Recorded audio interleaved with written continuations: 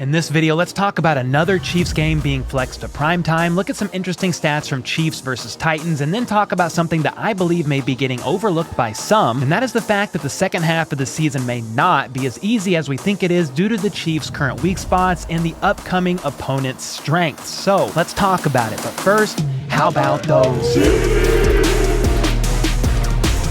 What's up, guys? My name is Cole, and I do daily news about the Kansas City Chiefs. We're about to hit 30,000 subs, so if you're new around here, hit that like button, sub to the channel, all that good stuff, and let's get into this video. I want to start off with a little update announcement to the Chiefs schedule. Most of you probably know, but Chiefs versus Chargers has been flexed. It is now going to be Sunday Night Football. The AFC West showdown replaces the Cincinnati Bengals and Pittsburgh Steelers game originally scheduled for Sunday Night Football that week. So they're going to move to the 3:25 Central spot on CBS that Sunday, which was the original slot for the Chiefs versus Chargers. Joe Burrow was asked about this in a recent presser about getting flexed out of primetime, and this was his answer. I don't care about any of that.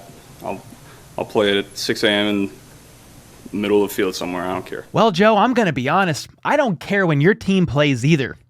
But to be fair, the reason they were flexed out of primetime is not because of the Bengals. They're still a good team, even with Jamar Chase being injured. It's because the Steelers are absolutely horrible. They're a bad team. 2-6 with very little to no identity, kind of like the Raiders. And speaking of the Raiders, I came across a disturbing photo, guys, that Andy Reid is doing another commercial, and this time, Derek Carr is in it. But when I saw the photo, I rejoiced because it made perfect sense. Patrick Mahomes' son, that little loser. I would feel bad about that team if it wasn't the Raiders, but since it's the Raiders, I ultimately rejoice. Now back to the flex to Sunday Night Football. Pete Sweeney of Arrowhead Pride noted this: with the move of Chiefs Chargers to Sunday Night Football, that's 6 primetime games this season. New TV deals allow the Chiefs to be flexed to a max of 7 games, so it's still possible to see them in primetime again later this year. And I don't mind getting flexed to primetime in these night games, but good God, it makes for a late night of streaming and then making content after. But hey, that's the price that we pay for being great, so I'll take it. From here, I want to talk about an interesting stat from Week 9. Week 9 was the first week in the Super Bowl era where 4 teams finished with the exact same final score, 20-17. Here's the 4 games.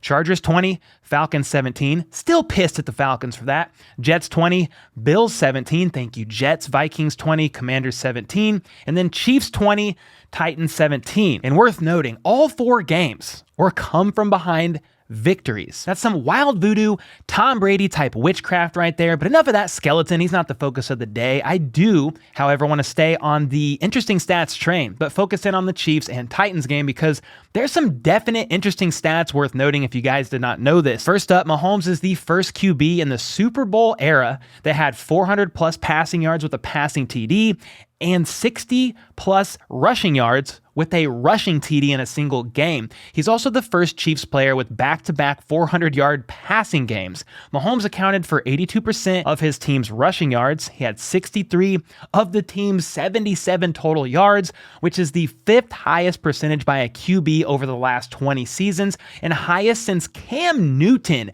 hit 87% in 2017, minimum 50 team rushing yards. Now, I don't think that's a good stat to have because it clearly shows how bad the Chiefs struggled to establish any sort of a run game outside of Mahomes' unplanned scrambles, but it is what it is. It's also worth noting this wild stat. Mahomes is the 6th QB this week to lead his team in rushing, along with Sam Ehlinger, Justin Fields, Aaron Rodgers, which is crazy. Aaron Rodgers, Josh Allen, and Kyler Murray. And the kicker here is this: Mahomes is the only one out of all those guys that won the game. All the other teams lost. That's pretty freaking wild if you ask me. Just goes to show you that you typically don't do well if you can't establish a run game outside of the QB. But that was not the case for the Chiefs on Sunday. Thank God. No, sir. The next stat is about tight end Travis Kelce because after the game ended, he recorded over 100 yards receiving, making it his 32nd career game with 100 plus receiving yards, tying Rob Gronkowski for the most such games by a tight end in NFL history. And it looks like this: the most games with 100 reception yards by a tight end is Travis Kelce at 32, Rob Gronkowski at 32, Tony Gonzalez at 31. So that is the elite among the elite among the elite. 2 of them Chiefs players, Tony G, yeah, went to the Falcons. We know how that went, but Travis Kelce, man. That's why he's the MVP. That's why he's the GOAT. The GOAT. Anyway, here's another stat that's not great but worth discussing per Next Gen Stats. Patrick Mahomes was pressured on a career-high 18 dropbacks when facing 4 or fewer pass rushers in Week 9. And I want to talk about this because that means he faced even more pressure with 4 or fewer pass rushers this past Sunday night against the Titans than he did in the Super Bowl against the Bucs with a Walmart parking lot offensive line similar to the replacements with Keanu Reeves. But despite the pressure, Mahomes gained a career-high 403 yards on non-blitzes, generating a positive 10.5 EPA. And despite all the pressure Mahomes faced on Sunday night, despite being sacked 4 times, only 1 sack shy of the most times he's ever been sacked in a game, he was only sacked at a 5.6% rate per pressure, which is pretty freaking good. It's actually fantastic. And as far as blitzes are concerned, the Titans only blitzed 5 of these 78 pass plays, which is no real surprise that they wouldn't blitz Mahomes too much, and they don't really need to. In fact, I believe they are one of the teams that blitz least in the NFL. That's off the top of my head, so don't quote me there. But I do want to break down which member of the O-line gave up pressures and what that looked like. We'll start with the left and move to the right. Left tackle Orlando Brown Jr. gave up 6 pressures, 1 hit, and 1 sack. Left guard Joe Thuney, 2 pressures, 1 hurry, 1 sack. Center Creed Humphrey, 2 pressures, no hits or sacks. Right guard Trey Smith gave up 6 pressures, a hit, and a sack. And then right tackle Andrew Wiley gave up 8 pressures, 1 hit, and no sacks. So in order of pressures given up, it goes like this. Andrew Wiley with 8, Orlando Brown Jr. and Trey Smith at 6, then Creed and Thuney at 2. So what does all this mean? Well, the tackles struggled again at times, as well as Trey Smith. I just thought that was worth noting. And remember this, though. These guys played 100 freaking snaps on offense per the snap count. So while there was seemingly a lot of pressures given up, remember the Chiefs were out there on offense a bunch, pretty much double the snaps of the defense and extra snaps also because of overtime. So is the O-line still an issue? Yeah. And it also plays a role with the Chiefs' inability to get a run game established, as well as the fact that the Titans are the second best run defense in the league, so we won't discredit the Titans' defense there. They're actually fantastic, but it's still an issue that we need to address. But I have some unfortunate bad news. Let me first ask the question. The question here is this: how worried should we be about the Chiefs' offensive line going forward into the second half of the season? And I'm here to tell you we should be less worried moving forward into the second half of the season, because the hardest part of the season is over.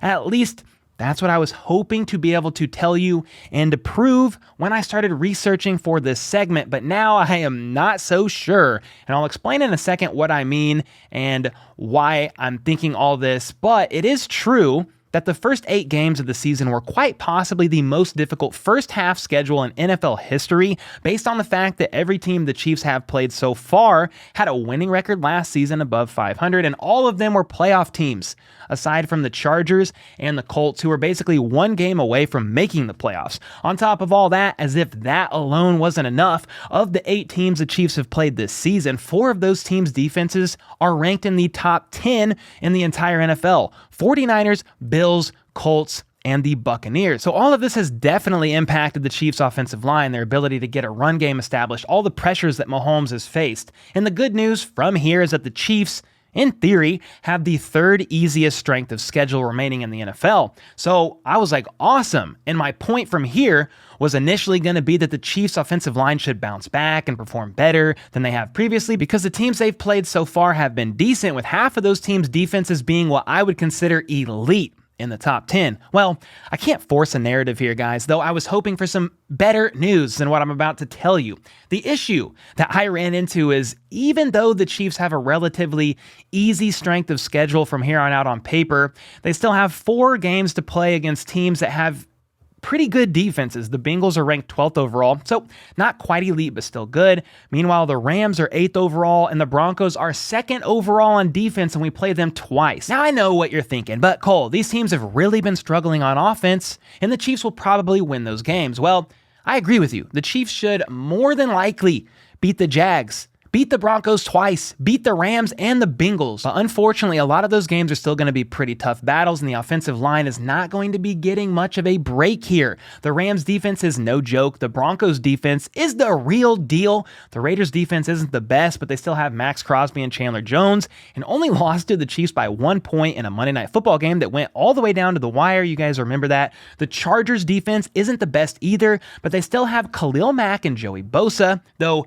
Bosa is out on IR due to a groin spasm, a severe groin spasm, and may not be back. But even that game went down to the wire on Thursday Night Football. The Chiefs did win by 3, and Chargers fans to this day are still crying like soy milk drinking, no protein eating babies. But guys, if we thought the second half of the season was magically going to get easier, I'm not sure that I agree here. Most of you know me on this channel. I try to be optimistic, fun, but I'm not some naive idiot blinded by my fandom. The Chiefs are going to probably win most of these games in the second half of the season, but if we think for 1 second it's just magically going to get easier because of this strength of schedule thing, we may be in for a rude awakening. So hopefully, ideally, Andy Reid and company continue to do what they do best, and that is adapt and find ways to improve each week with the tools they have currently at hand. I do hope the run game can look like a shadow of its former self that we saw against a team like the Buccaneers when they ran for 189 yards. I do hope the O-line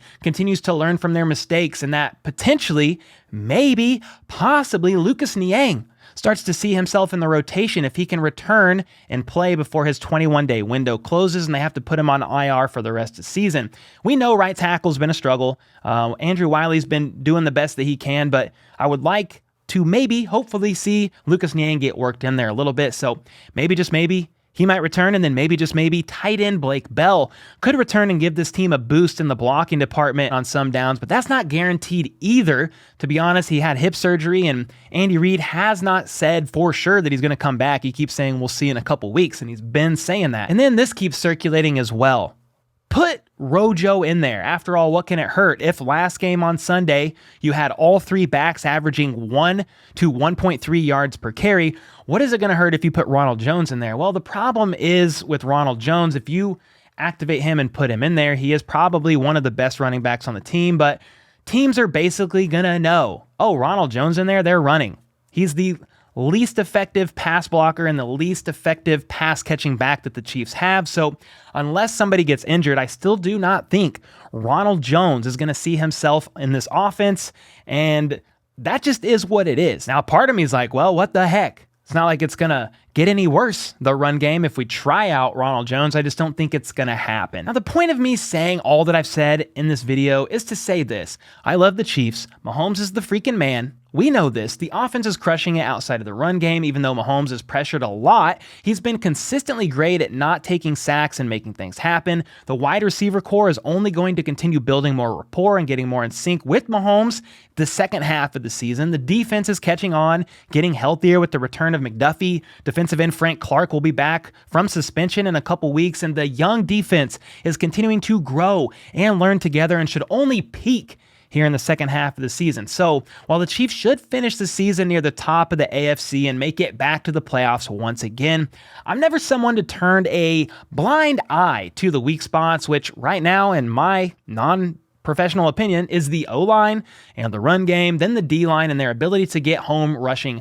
4, even though on Sunday night they were able to get home quite a bit due to the rookie Malik Willis holding onto the ball longer than Dan Snyder trying to hold on to his ownership of the Washington Commanders. In spite of these weak spots, though, I trust Andy Reid, the coaching staff. They've been to 4 AFC championship games in a row. They know a lot more than I do, but I'm not going to be that guy that just says, hey guys, it's going to be good from here on out. We have the 3rd easiest schedule in the NFL and it's going to be all easy. We're going to cakewalk into the postseason, because after researching and kind of digging in and processing and thinking about it, I just don't think that's true. But that's where I want to ask you guys your thoughts on this. Did anything I just talked about surprise you about the second half of the Chiefs' schedule? Are you concerned at all about the fact that sometimes all the weight seems to be placed on Mahomes' shoulders due to the lack of the Chiefs' ability to establish a run game? Let me know your thoughts on this, what the Chiefs are going to look like in the second half of the season. How will we place record, all that good stuff. And then check out this video here,